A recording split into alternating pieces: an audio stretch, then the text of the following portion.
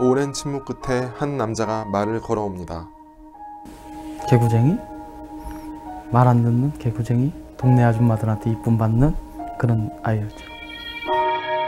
구두 닦기로 생계를 잇던 가족에게 가난은 죄가 되었고 가족은 아픈 이별을 해야 했습니다. 그날 아버지가 이제 옷도 사주고 신발도 사주고 극장도 데리고 가고 맛있는 걸 많이 사줬어요.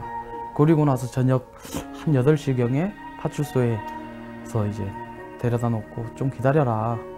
아버지가 좀 이따 올게. 이렇게 하고 나가시고 나서 한 20-30분 있다가 바로 이제 차가 왔어요. 검정색 군용 트럭 같은 거. 형제복지원 사람들이었죠.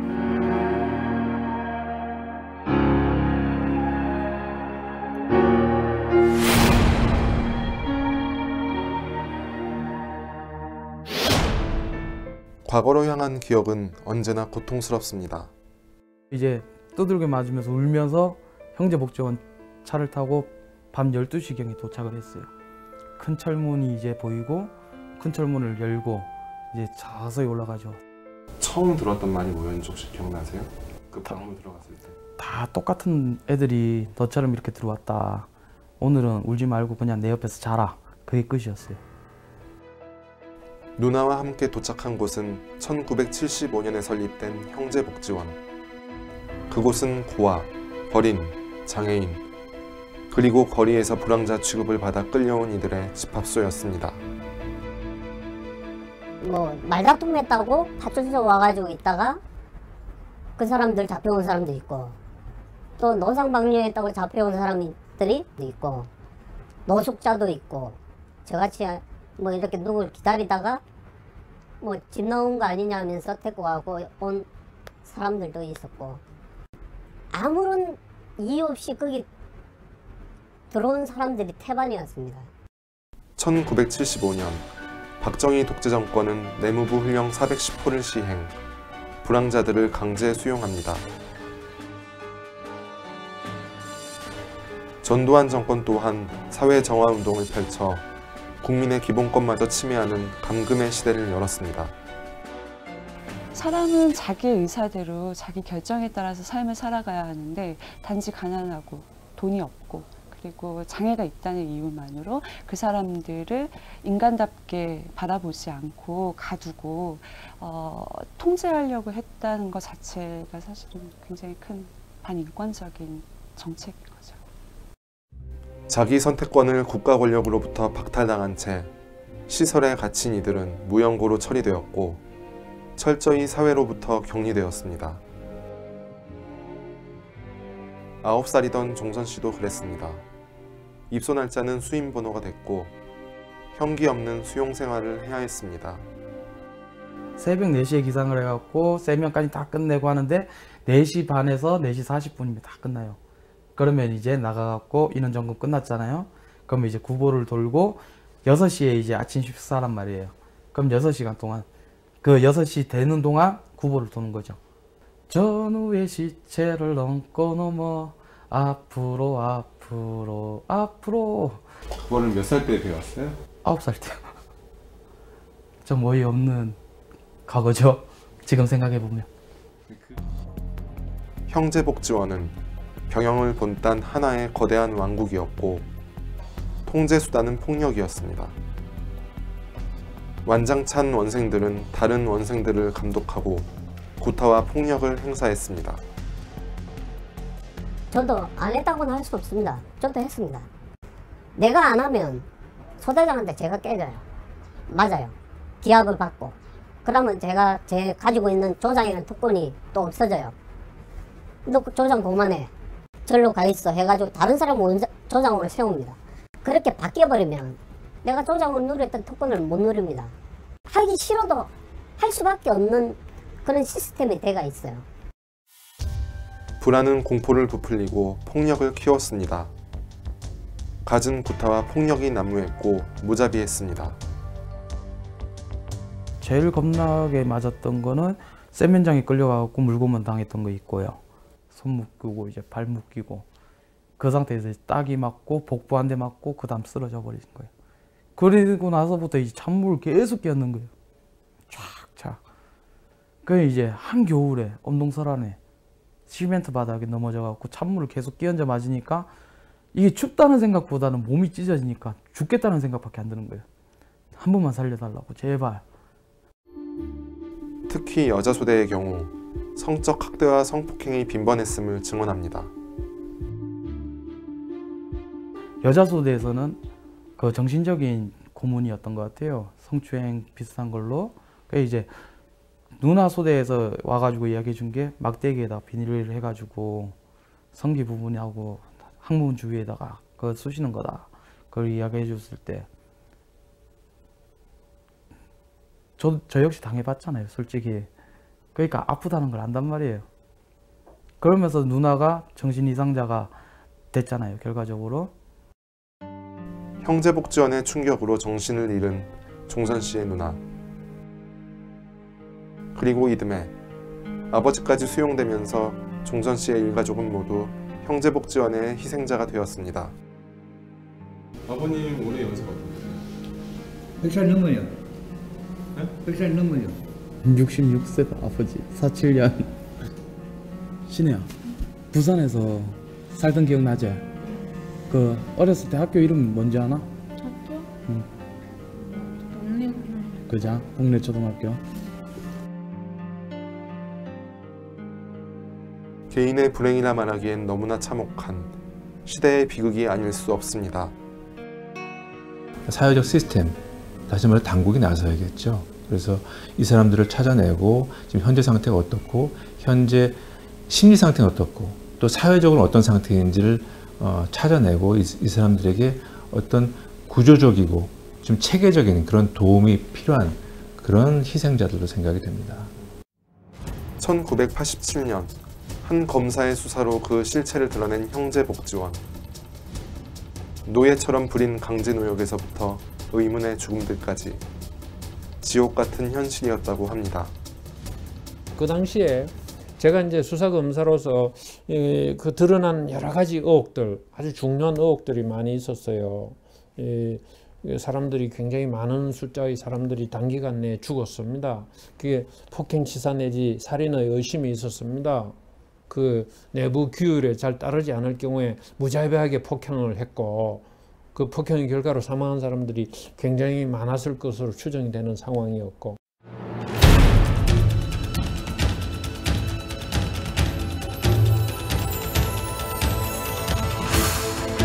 사람이 죽어나가는 걸 본 적이 있어요? 네, 봤어요. 막 패버린 거예요. 그때 애가 기절하면서 이제 쓰러질 때 몽둥이가 퍽 하고 날라온 거죠. 그때 이제 머리가 터져갖고 이제 가버린 거죠, 바로.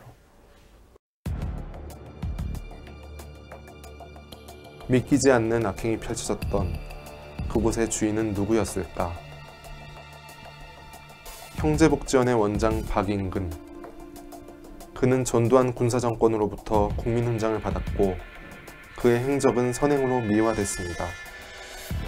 그러나 그의 진짜 얼굴을 본 복지원의 피해자들은 그를 이렇게 증언합니다. 무소불위의 그 권력을 휘두르는 뭐 신 정도? 그런 거였죠.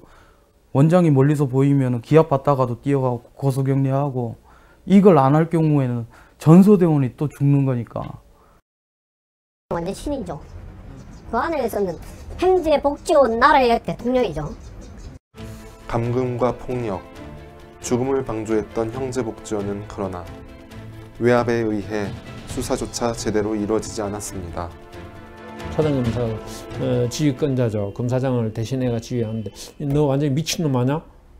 당장 돌아가. 어디 쓸데없는 짓을 하느냐. 이게 돌아온 대답이었습니다. 그래서 수사를 못하고 도로 다 철수를 하고 말았던 거죠. 그렇다면 법의 심판은 어떠했을까? 7번의 재판을 거치는 사이 형량은 4분의 1로 줄어들었고 결국 대법원은 강금죄까지 무죄를 선고합니다.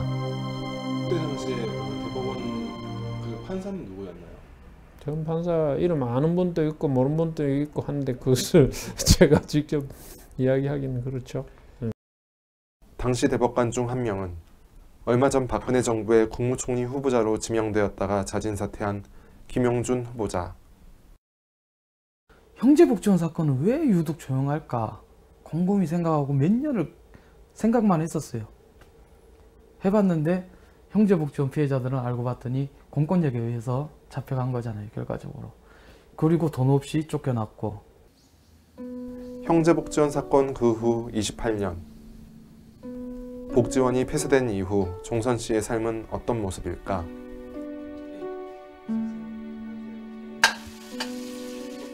그는 현재 보증금 200만 원짜리 월세 임대주택에서 기초생활수급자로 살아가고 있습니다. 오늘 반찬 김치찌개. 이거 하나밖에 없어요. 김치가 있긴 있죠.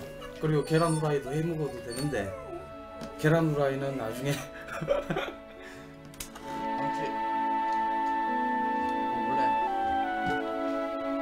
정상적인 삶을 누리기엔 현실은 냉혹해 보입니다. 아이였을 때 잡혀간 분들은 학교를 제대로 다니지 못했고 그러다 보니까 이제 경제 활동에서도 계속 이제 소외되는 상황들이 많았던 것 같고요. 어느 한순간 송두리째 빼앗겨버린 인생. 남겨진 고통만이 자신의 몫입니다. 모든 걸 잃었죠. 모든 걸 잃었죠. 유년 시절이란 게 누구한테나 사소한 거라고 하면 사소할 수도 있지만은 유년 시절이 저는 가장 크다고 생각을 해요. 어렸을 적 꿈이라든가 추억이라든가 이런 거 아무것도 없이 어른이 돼봐요. 뭐가 남았나? 아무것도 없어요. 그렇다면 박인근 원장은 어떻게 살고 있을까? 이름만 바꿔 운영한다는 또 다른 복지시설. 인허가상에서 나온 문제가 없죠. 60년도에 형제 육아원이라는 게 법인이 설립이 돼가지고 인권 유린의 그런 좀 사건들도 있었고, 그래도 이 법인이 해산된 것은 아니었거든요. 이런 사람이 왜 진행했냐라고 이제 의문을 가질 수 있는데, 이건 이사회에서 결정하는 문제라서 저희들이 어떤 법적으로 이거를 제재를 한다든지 어떤 그런 사항은 아니고요. 뿐만 아니라 온천 사업, 레저 사업, 학원 사업 등 여러 사업체를 소유하고 있었습니다. 그가 장로로 있다는 한 교회. 이곳에 가면 그를 만날 수 있을까? 예수여 이제니까 용서받을 수 있나요? 지금이라도 용서를 구할 마음은 없는지 묻고 싶었습니다. 예배 시간이 끝나고 길모퉁이에서 부축을 받으며 걸어오는 한 노인. 한때 신이라 불렸던 박인근 씨였습니다. 안녕하세요. 박인근 원장님 되시나요? 아저씨 어디서 오셨는데? 안녕하세요. 유스타파라고. 아저씨 안 보입니까 지금?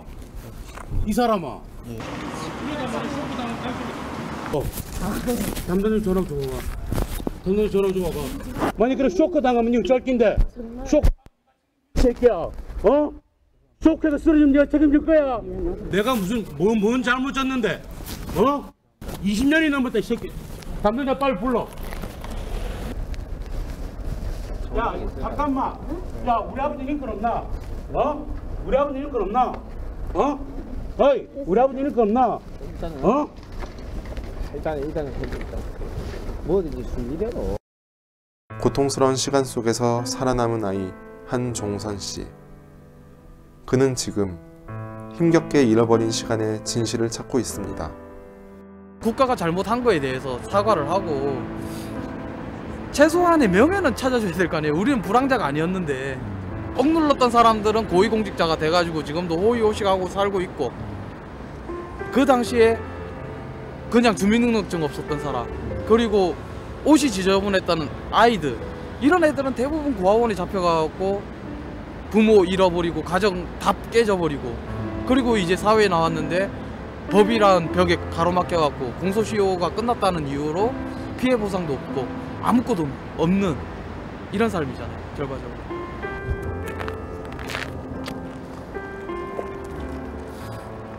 세상은 과거에 관심이 없고 법은 약자를 돌보지 않는 것일까요? 그러나 진실은 어둠 속에서도 빛을 잃지 않는다는 것을 다시 한번 믿어보고 싶습니다.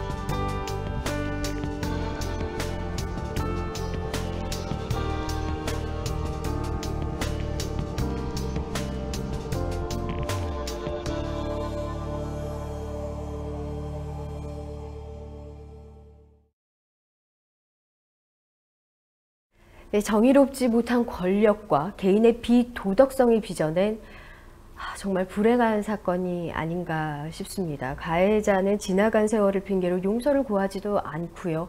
피해자는 계속해서 고통스러운 삶을 살아가고 있다는 것이 정말 안타깝습니다. 더 중요한 것은 그것이 과연 28년 전 과거의 일일 뿐이냐, 지금은 법치주의가 구현되고 있느냐 하는 부분인 것 같습니다. 우리가 소설과 영화 도가니로 광주 인하학교 인권 유린 그리고 성추행 성폭행 사건에 대해서 재조명이 됐는데요. 부디 이번 사건도 역사의 법정에서 다시 제대로 가려지기를 바라겠습니다. 네, 저희 뉴스타파 M은 앞으로도 이 최후 변론 코너를 통해서 이와 같이 이 시대의 정의를 흔드는 사건과 인물들을 추적해 나가겠습니다.